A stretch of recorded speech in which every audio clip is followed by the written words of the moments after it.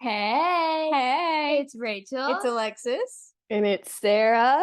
And welcome back to Flourishing in Faith. Yay! Woohoo! We're so happy to have Sarah on today. I'm so awesome, excited. what a prophetic name. Anywho, we are so I just thought of that. We're so happy to have her on the second episode of our Influential Friends series, and this is about influentials. Influencers. So people that have proclaimed Jesus on their Instagram / TikTok, wherever, social media. Just And social media yeah, in general. the social media in general, that what sparked their interest, how can we, be people that are built about our faith too. Yes. All right, so Sarah, introduce yourself, Yeah. and a little bit of facts about you. It's so funny you bring up that my name is prophetic, because a bit of my testimony is that when I moved to San Diego State University, no one called me Sarah. They had a nickname for me that I don't even want to mention, but they called me a completely different name because there was another Sarah on our dorm room floor. And so I would go to parties and they would all know me by this name. A lot of people didn't know my actual name was Sarah. Wow. And then when I did come to God and had an encounter with God, I kind of reclaimed my name, and I changed my username to include my name being Sarah from this nickname that everybody called me when I moved to college.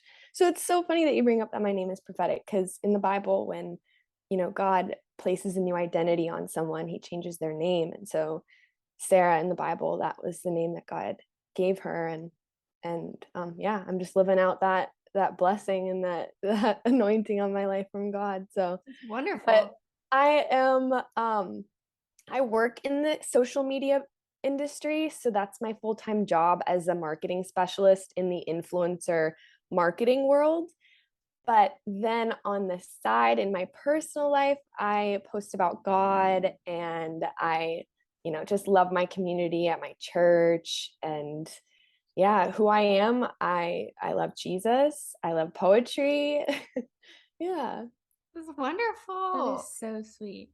So, I know me and Alexis have been following you for a while, like we said, and I am so happy that we're getting to talk to you right now. Like, I'm so excited. But we're gonna go into this next question talking about your testimony, and included in that, how you, because I remember seeing your TikToks about, being in your singleness, and now you're in a relationship. And so just how you were able to, be dependent on God in that season, because so many of our listeners are young women and young girls trying to figure out not just their calling, but also, questions about relationships and like for themselves, and then like guys, and just that whole category of stuff. So we would love to hear about you, your testimony, and you can dabble a little bit in your relationship and how you survived your singleness. Yes. Okay, so first off, y'all are so sweet. Thank you so much I'm a words of encouragement type of gal. So when I just get compliments, I'm just like being filled. But okay, so testimony. I guess I just talked to a group about testimonies and how like people will kind of glorify their past and be like, the glory days of when I was partying, oh my gosh, the times were so good, like in a way, like celebrating it. And Yeah. I just kind of want to focus more on, like I did come from a past where I was like a total alcoholic, was doing drugs, and was having really unhealthy relationships with men. And, God saved me from anxiety, and he saved me from eating disorder, and he just radically moved in my life in so many ways. And I do want to focus on like what he has done and he's doing in like sharing my testimony. Yeah. And so no, it's just crazy what he's done specifically with social media, because like I said, my username, and I'm reflecting on it, y'all just brought that, it reminded me of it, that my username wasn't including my name, it was a different name. And so I guess touching on what I would give advice wise to people that are in singleness and looking to find someone to spend their life with, if that's their desire and that's what God has for them. identity is a huge factor. It's a huge factor. So yeah, that's my advice, is just know who you are, whose you are. And from that place, God is able to work through you. And so, yeah, that's a little bit about that. I'm trying to think, okay, what do you want specifically me to talk about? Do you want me to talk about my testimony, or you want me to? Like, did you grow up in church? Have you always been in that type of, Christian family, Or not, or like Yeah, or having, not? Like, where did you come from is basically Yeah. what we would love to know. Yeah, so my dad is a colonel. He was in the military, and he worked as like I call it a legalized spy. He was like a legalized spy for our country, and we traveled overseas a lot. And unfortunately, I did have to move around every few years. I didn't have really great relationships established growing up. It was just my family. And my mom would try to get us to go to church on Sunday. And we didn't really have any example of what a godly relationship looked like, because my parents' marriage ended up failing, and a lot of, just abuse happened there. And so we we didn't have a good example. My mom took us from Stockholm, Sweden, to a little small town in the middle of Kansas where her family was. And and she gave us the option to go to church. And she was really hurt in that season of her life, but she still chose to actively search and find the answers in God. And so having that little seed planted, but it being optional, I'm so grateful, because no, I didn't choose God. I definitely wanted to sleep in on Sunday mornings. And then when I got to college, though, I was walking on campus and someone handed me a ramen packet with an invite to church.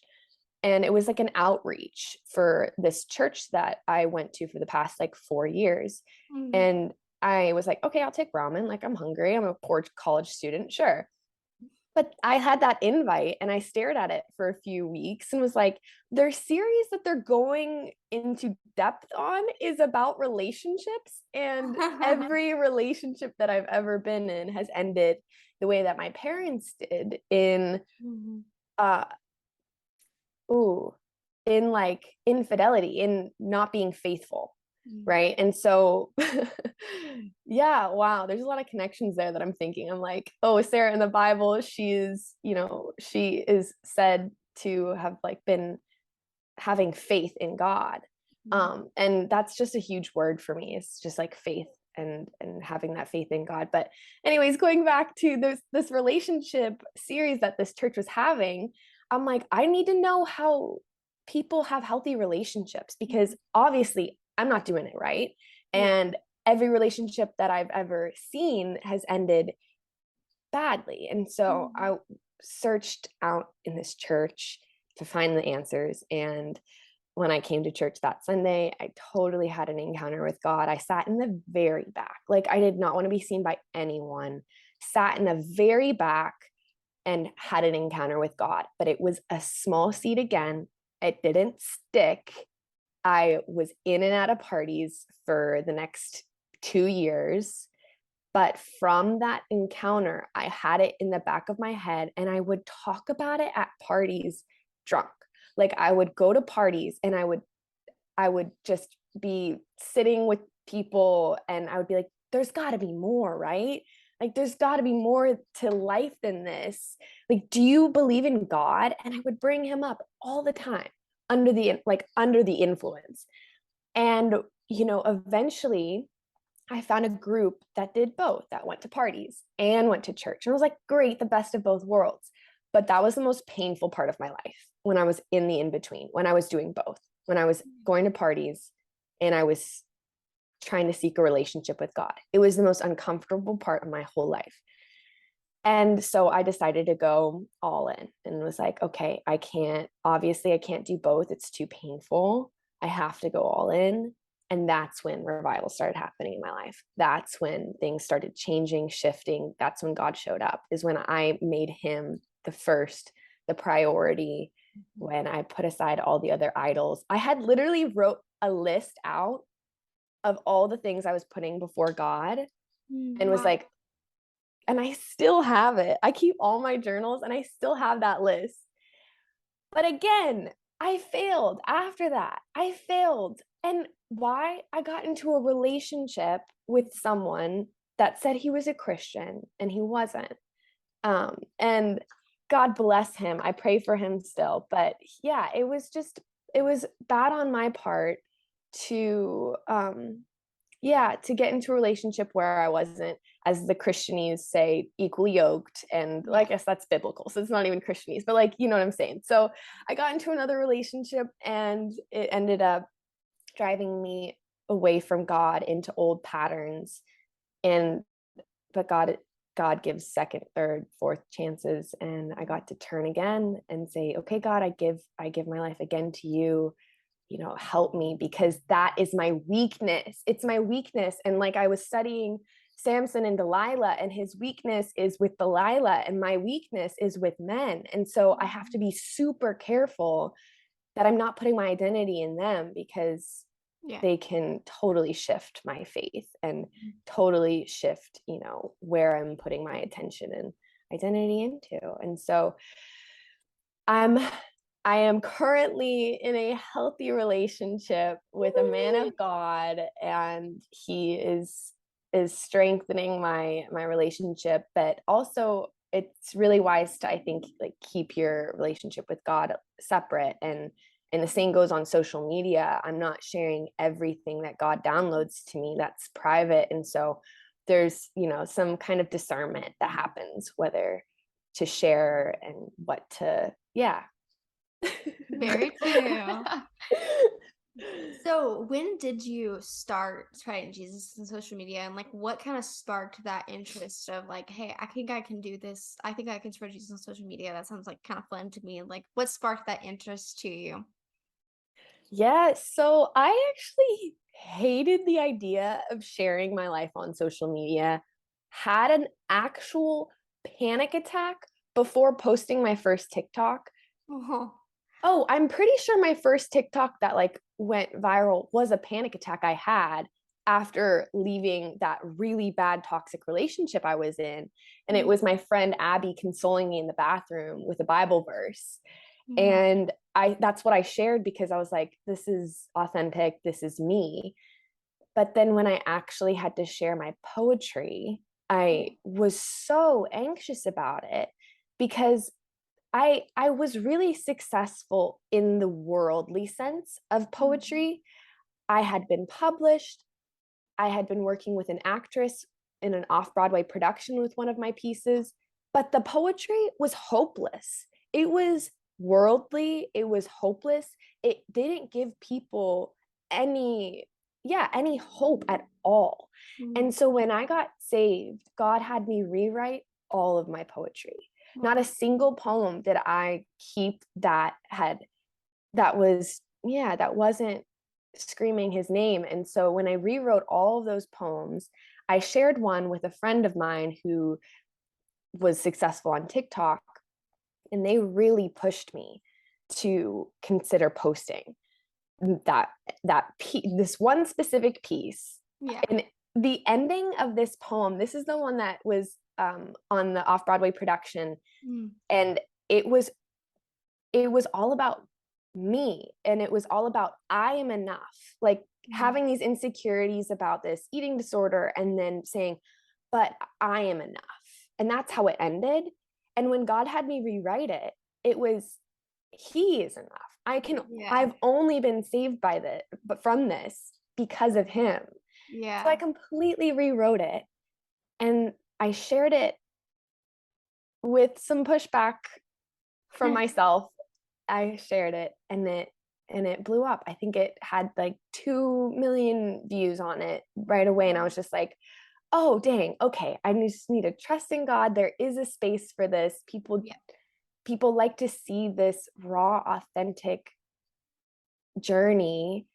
And there's something called transcendentals that I just kind of discovered, and I love putting labels on things. It helps me like understand Yeah. what's going on. And so I found this word transcendental, and it's common to all beings, property of being. So it's basically the three are good, true, and beautiful. It's how we understand the world around us through what's good, through what's true, and through what's beautiful. So good, true are the first two, and those are like theology, what is true. So people love to understand the world around us through theology and discussing that. And then people love what's good. That's the moral dilemmas that are happening. That's like philosophy, Yeah. right? And those are great, and I've started to get it more into those. But my thing was through the beautiful. My thing was understanding the world around me through God's beauty, through poetry, through like nature, through art forms. Like that's really how God spoke to me, and that's what I felt like I had like a calling on my life to share with the world around me, God through poetry. Yeah. So after understanding that, I was like, oh, that makes sense. Like, and beauty, it smacks people in the face. They don't question it. They don't have to be like, what is actually good? What is actually true? It's just beautiful. And you can't argue with beauty because it's just there. It's just it hits you. Sure. And so I was like, oh, I love that, because not only is it easier for people to digest, it doesn't have a lot of like pushback and argument and division with it. So on social media, where there's a lot of division and pushback when it comes to talking about God, things like poetry I can share, and people that have never heard about God before interact with it and are like, Sarah, I'm not religious, but this was a really beautiful poem. And that's how I get to, now I'm in grad school for poetry, and I get to share God through my poems with people at a very worldly school. Yeah. And it's just a really great method of evangelism for me that I'm blessed with. That's wonderful. That is beautiful. Well, speaking of your poetry, that's our next question. So how did you start to grow to love it? Like what made what when we were talking about social media, what sparked that in your heart, and what sparked that in your interest to do? Yeah. That's such a good question. Oh my goodness. Okay, taking me back. I went completely mute and emotionally unavailable after my parents' divorce. I did not know how to process really hard emotions. I was forced to go see a therapist, and I was given this chart with a bunch of faces and moods on it. And I was trying to connect my emotions in the way I expressed them, because the only emotion I was able to express was anger. And that would come out in rage. And it was just, as a 9-year-old little girl, that was not normal. And so I tried journaling and tried going to therapy, and it started to work. But really, the ultimate thing was when my uncle invited me into his newspaper office, and I sat down with him, and he's like, I want to share with you a poem, and I want us to write a poem. And that was the beginning. And I remember still sitting in that old, musty newspaper office with my uncle, and he just was able to show me how you can construct words onto a page. You can rewrite them, they can have your emotions in it, and it can be real and however you want to craft it. And you can share it with someone, or you can keep it. You can share it with a lot of people, or just one. And it gave me some sense of control, and it helped me process these really hard emotions in a concise way, in a prayer, in an expression form. And that's initially what started this ability to express my emotions in poetry.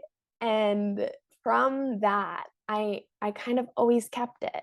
Over the years, it was such a good method for me, a healing method for me on these really big situations that I was having to go through as a little girl. And so every single time that life's messy, life hits ya. So every time that like something really heavy was happening, I would turn to writing, I would turn to poetry. And yeah, I guess I just did it throughout high school and then college. And then I took it to social media, and that's kept me super accountable to keep writing. And Yeah. yeah. Oh, it's so amazing. I think Yeah. that's so cool because, like, for me, my way is songwriting and my way is journaling. So that's something that, like, I usually don't really share that out to the world, but that's how I process my hard emotions. Because a lot of people, I mean, I'm glad you have mentioned your parents' divorce because a lot of people have gone through that, especially in this world. Like, it's like the statistics of divorce is getting higher and higher and higher in families, and it's so sad, but how it affects the children it really takes a toll. Like for me, I have had a parent divorce too, and of that coping mechanism of writing music and of journaling has helped me as well. So it's just like you're not alone. If somebody listening to this that has gone through that, you're not alone in this. Like your emotions, your feelings are valid, but we have to let them go to God in some way, whether it's journaling, Mhm. whether it's praying out loud, whether it's writing a song, whether it's writing a poem. I feel like that's just a healthy way to not store your emotions inside and to take, like as the Bible says, to take your thoughts captive, but take your emotions captive as well. That's what God's really been Mhm. teaching me lately. Yeah. Mm. I agree. I'm also I relate when you say you're not or you weren't good at like expressing how you feel because I still tend to internalize a lot of my Yeah. emotions and I tend to mute myself. And if someone asks me what's wrong, that's when I crack and I just start crying and like this whole meltdown happens. So I know that a lot of people are like that and Hmm. it's just something that works for me is I also journal and I write all my prayers down because when I speak them I get Mm. distracted and and I get to read back at them like I have one that I just finished and I started a new one and I get to read those prayers back and see all that God has done for me since and all that he's blessed me with and even what he's taken away for Yeah. the betterment of his plan and His my will. good. Hmm. So it's just that's a really good outlet if you're also struggling to deal with your emotions. Hmm. Get a journal. Get a Write. journal. Mhm. God can read. He can Totally. read. He knows what you mean without you having to speak it out loud. Yeah, I think some people are like, "Oh, God can't hear my prayer, but he can hear. He's omnipresent." I think that he can hear and read what you're doing. You know what I mean? Yeah. I think Definitely. he can definitely work through all of this. So I'm so thankful for Sarah. We're thankful that she's here and that we have gotten to interview her. If you have any questions for Sarah or for us, you can DM us or DM Yes. Sarah. We always are here for you guys. And we love you guys, and we'll see y'all next time on Flourishing in Faith. Bye. Bye.